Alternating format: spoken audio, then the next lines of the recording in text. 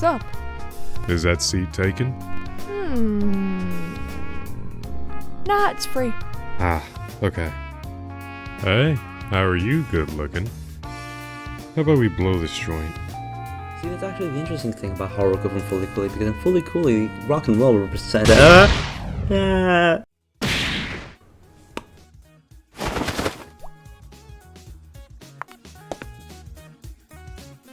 You want to hear me talk about some stupid anime bullshit nobody cares about? 1, 2, 3, go!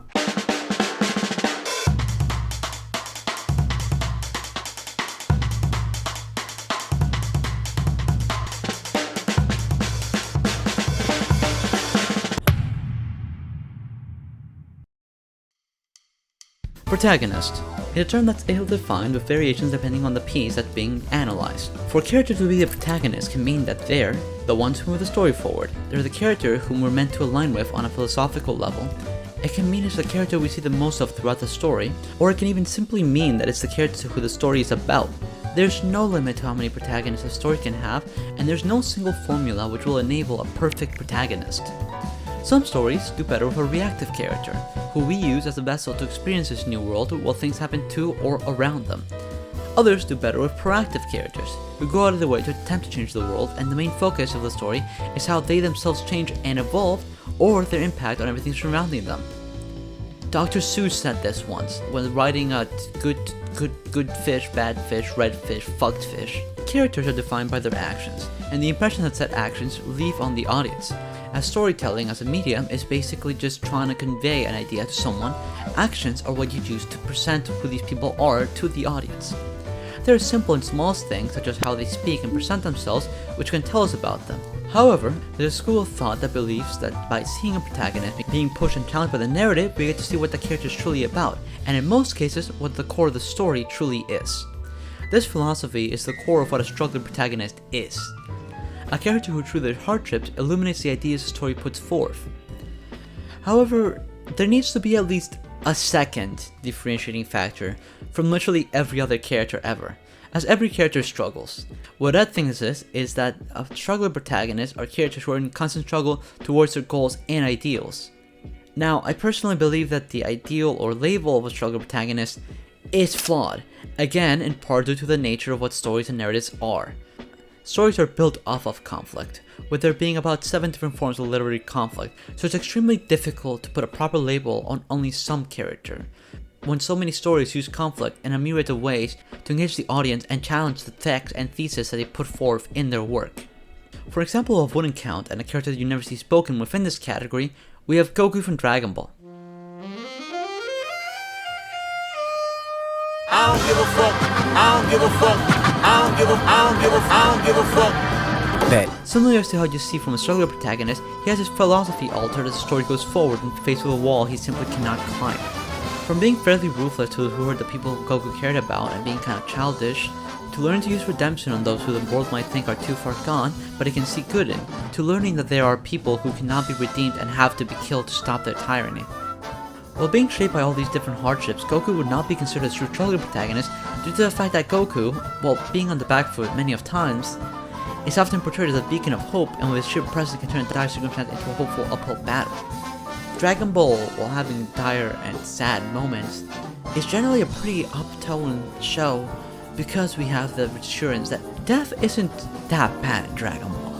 You can still go see your friends in the snake, like in the afterworld, and they can be like training and getting better. So Dragon Ball doesn't really present Goku with any hard, long-lasting impacts that he's never truly able to undo. He was, from the start, a monkey boy who was really strong and would essentially clown on everyone who just saw a child and underestimated him. From the start, Goku had that energy to him that the struggling protagonists oftentimes do not earn until they're able to overcome or come to terms with a challenge or an ideology that they hold deep within them. What we can see in this example is the flaw of the label of struggling protagonists. Stories often have protagonists be exceptional at what they do to maintain the audience engagement in the story and enable the escapist aspect of the narrative. Gon from Hunter x Hunter and Kira Yamato from Gundam Seed are both seen as exceptional in their respective fields of being a hunter and being a pilot, and in spite of their seeming skilledness, both stories establish higher powers beyond them that they cannot simply punch away. We're shown that they're able to get harmed by either unfortunate circumstances stronger forces or being piled on, which then allows us to see their vulnerable sides as they're forced to decide what they should do when faced with these obstacles. In spite of them being vulnerable, they're competent enough for their decisions to matter, so we the audience have a reason to care for them specifically and not the myriad of characters around them. Gon and Kira both go through hardship and inner turmoil, yet in spite of how well their stories portray their struggles, I would not say they fall into the struggler category because they technically started out being exceptional at what they do. They might have room to punch up, but they weren't curb stop at the bottom at the start of their stories. We as an audience do not need that to relate to a character. We do not need them to be curb stomp for us to care. But Spider-Man! Anyways. Instead, all we really need is for them to be vulnerable enough, either physically or mentally, for us to be engaged by the conflict and stakes the story puts out. To be fair to the archetype, I should look at some of the most famous examples, then see if I can pinpoint further what my issue might be with them, or if there's a thing of examples so far. Looking at the big three of suffering that people bring up, we have Drake, Naruto, and the allied powers. Wait, wrong list. Spider-Man, Judy Todori, and Mark Grayson. You are now about to witness the strength of street knowledge.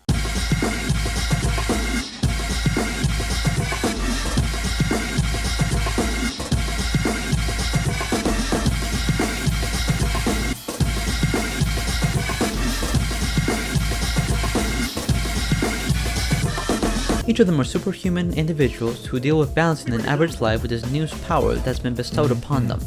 They're beat down by both enemies in the world, leading them to change and grow through their constant hardships, coming out as greater individuals by the end of them.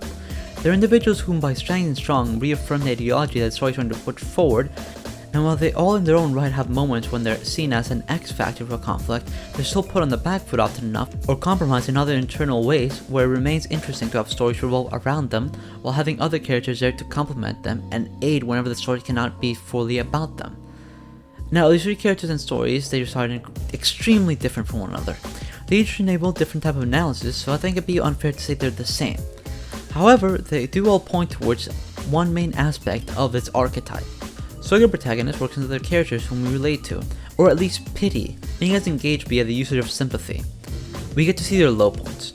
We see how they attempt to make sense of the chaos and suffering they experience while trying to move forward, and we also see what waits for them at the end of their journey, their hardship, and whatever else they go through. If something good comes, we feel catharsis and are released from the build-up investment that we'd accumulated throughout the story. But if something comes along and knocks them back down, we're even more interested in seeing them stand up, as now we've seen them work through this time and again. With Peter, since he exists in a fairly serialized format, we get different versions of this depending on the comic run, and it gives him a fairly fresh light to do things while also being constantly knocked down and never being able to get a happy ending, since by his format he has to go on forever. With Judy and Invincible, while their animated counterparts, which do have changes that I consider to be major enough to affect the final impact of them and their stories, haven't completed their journeys. However, they have experienced their first major low, and we've seen how both of them attempt to recompose themselves after the fact. Each regressing from the moral values they represented, but following a logical progression from where they were and to what they now think of themselves and their actions. Like I said earlier, that's what makes this work. It's the underlying empathy we have towards humans, even in things such as stories. Seeing the hardship of others and their grounded reactions makes us extremely engaged with whatever might happen in the future for them. And I'd argue that this applies to both fictional and real people. When we learn about someone else's struggle, we connect deeply and want to see them succeed. The reason why we compare ourselves with artists who present themselves and their life issues through their art is in part because it taps to that same empathy. I mean, I'm willing to bet that if you listen to Good Kid, Mad City or The College Dropout, you'll be invested in Kendrick and Kanye as people, in spite of still not knowing them and then being personally, maybe not being the greatest people. I don't know. You know? However, this does present an issue with these characters, that being that you need to have a personal connection with them to be interested in their stories. And if you don't connect well, or the story spends too much time on other stuff, and it doesn't get you cooked, then the quality will drop. For example, if I thought that Mark was being annoying and bitchy about his no-kill rule, or thought that he was a bad hero throughout the entire Invincible War, or throughout his general hero's journey, then what I'd take out of Invincible would be far less of a good story than someone who thought he was a great hero and actually sympathized with moral struggles. As for a real application, because I don't believe that's a really stupid take on Invincible, but I mean, I'd be willing to hear it out.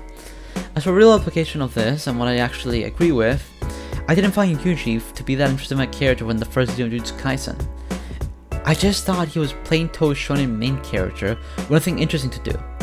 He lacked the style and swag of someone like Ichigo, but it also didn't have the energetic attitude that someone like Luffy or Alma have that make me interested in them by simply being themselves and doing stupid shit. His fight against the world and Jutsu society are interesting, and his ideologies are groundbreaking within the concept of his world. However, I didn't take in any of his lessons he learned as if they were my own. He simply lacked that X factor that made his love for humanity be contagious. For characters I do think that did that, we have these two. Simone the Digger from Gurren Lagann and Mob from Mob Psycho. The characters who worked their way up and their struggles held personal meaning to me. Okay, so the previous three characters are characters who the general public knows as struggle protagonists, but are still not my favorites from this category, then who is it? Well, I feel like before I get ahead of myself, I should look at least one more example that isn't as spoken as often. Something more retro. That being... そうか。普通人の何十倍もの力が俺にはあって、それがコントロールできないのだ。すでに人間でない改造の部分が。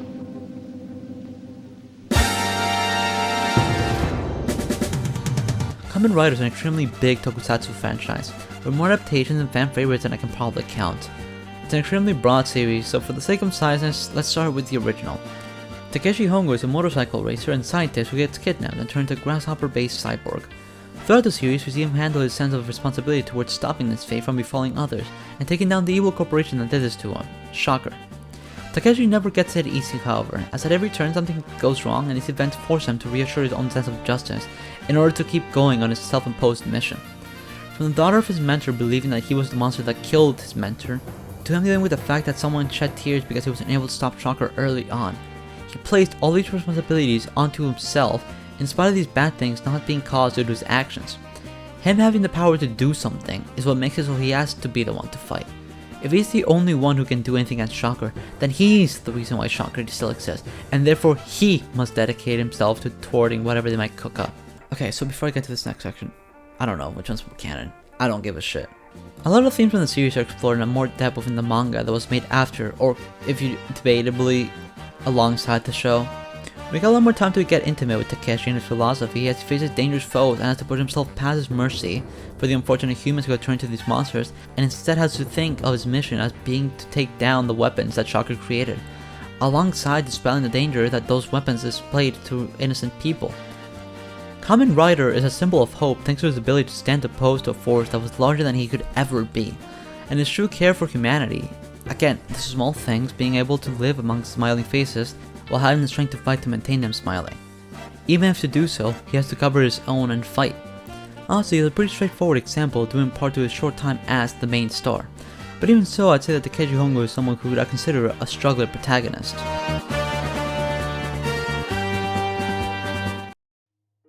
Weirdly enough, I see a lot of similarities between Kamen Rider Ichigo and Yuji Tadori. These two characters are extremely tied to their humanity and the human experience. Yuji standing as the bastion of remaining human against Jujutsu and ideology, one that sacrifices everything in order to gain power, and Takeshi standing against Shocker, those who believe that we need to overcome our flesh shells and become machines of destruction for the aid of giving power to a lucky few who get to control the world. Also, they're Nazis. It's canon, you don't make the rules. Both have to use the power derived from evil in order to stand up against it. The biggest difference I'd argue was how Kamen Rider Ichigo's original run he stood as the strongest. While there were instances where he needed to be aided by others or be put on the back foot by the monster of the week, at the end of the day it was Kamen Rider who gave out the finishing Rider kick. Meanwhile, Yuji was a part of a greater collective, as that was one of the main themes of Jujutsu Kaisen. Strength alone cannot yield good results as there can only be one on the top, and everyone else below that will suffer to maintain the status of the strongest. According to Jujutsu Kaisen, one must stand beside others in order to overcome the struggles the world throws forward. JJK in that regard has a more grounded human aspect to it, as we cannot exist in the manner that we do today by simply being really buff. Via collaboration and the passing of information forward, we've been able to achieve modern society, which while extremely flawed and twisted to be evidenced for a reasonable number of individuals, is more advanced in the field of science, allowing for larger life expectancies. And also we made Peggle, and you can watch every scene of Scooby-Doo. So, humanity's doing great right now. So far what I've been able to tie together is that these characters are sympathetic because of us being able to witness all the bad things they're made to go through, making us attached to them. In a way, being able to relate to the fact that we also are, well, in a far more grounded manner and not so spectacular, in a constant process of being knocked down and trying to figure out the best way to stand back up. These characters are often tied to the humanity as going through hard times to continue is something that humans can relate to as a species. But I think if you want to get a pure form of this trope, you can go further. You can strip down the struggle of protagonists from all the bells and whistles that being superhuman brings. You can take away their ability to circumvent what we normal people have to deal with, and you can ground them. You can have them have a bad luck, have nothing go their way for the entire existence, and still have no special skill that will let them simply stand up or give them a reason to keep on going. And yet, they do stand up. They stand up for a great tomorrow in defiance. My final example, Charlie Brown. Schroeder, set the mood for the first scene.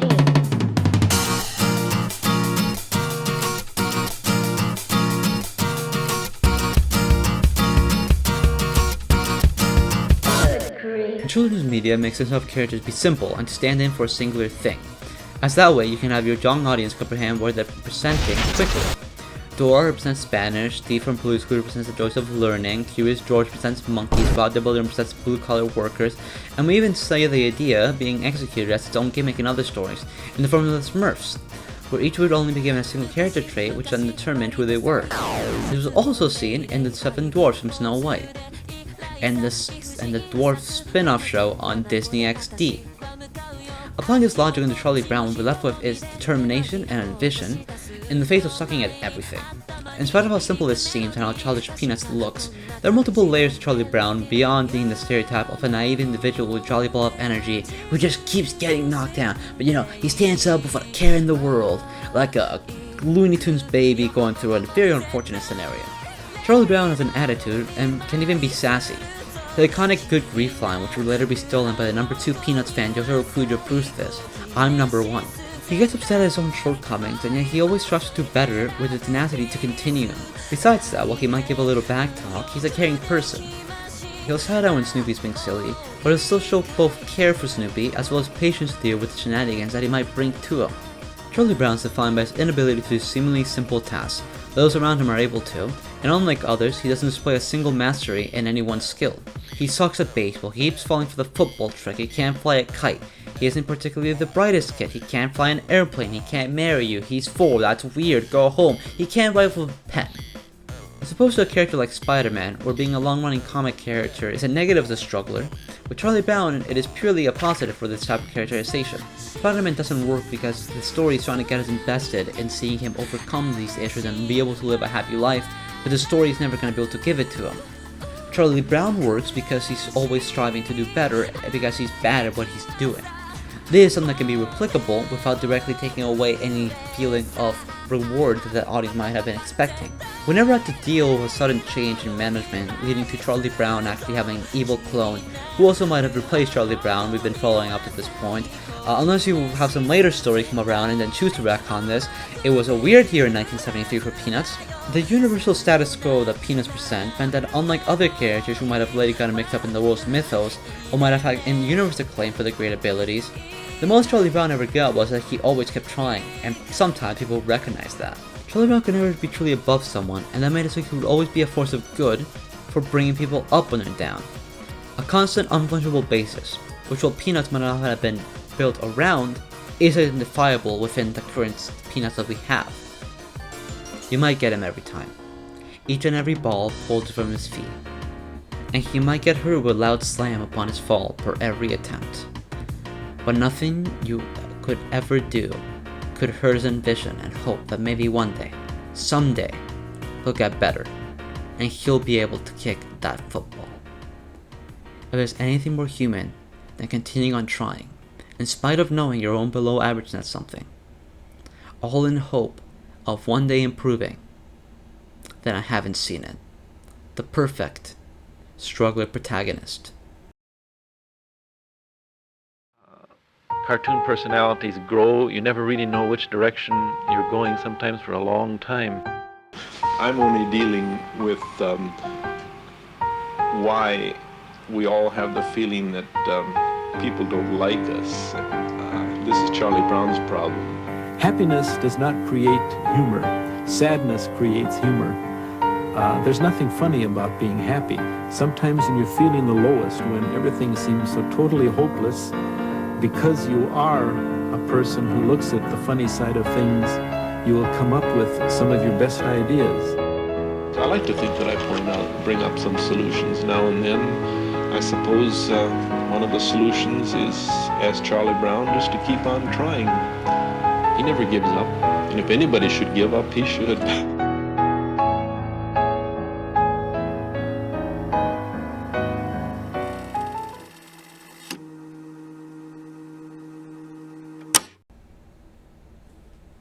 Yeah, that's what I was able to get with the TV recording. Okay, so this was all based on and coming from my pre-established thoughts of what a struggle protagonist is. Based on what I've seen so far. But don't worry, Mr. Duck. I promise I'll get to making a Berserk part soon.